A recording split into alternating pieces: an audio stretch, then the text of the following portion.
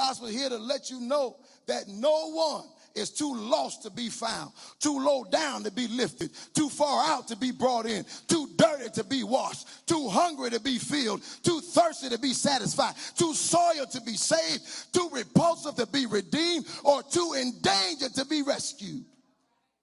God himself knows what it is to live with a bad reputation. That's why one night in Bethlehem, he came down through 42 generations in a manger filled with hay. He made of himself no reputation and took upon him the form of a servant and was made in the likeness of sinful men. And Isaiah said the Savior's reputation was so bad that he was despised and rejected. Of men, a man of sorrows and acquainted with grief. He was stricken and smitten and afflicted, but he was wounded for our transgressions. He was bruised for our iniquities. The chastisement of our peace was upon him, and with his stripes we are healed. God knows what it's like to live with a bad reputation. That's why he sits in pig pens with prodigals. That's why he sits on death row in criminal cells. You'll find him down the road to Jericho where men have beaten and left for dead.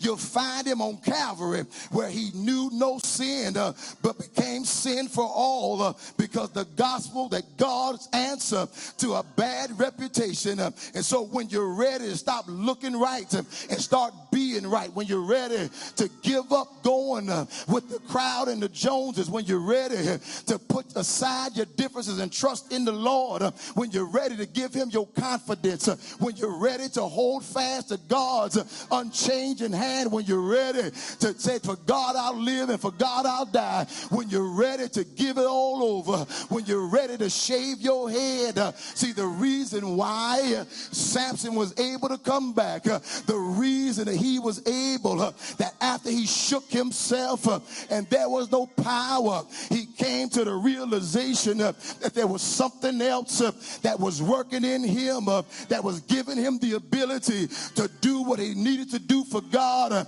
And we've got to come to the place, my brothers and my sisters, as I hasten to my close, we've got to come to the place that we stop relying on our own abilities, our own ambitions, our own self-aggrandizements, and our own will and way, and understand that the way to live is the life that I live is no longer mine, but it's Christ that liveth in me.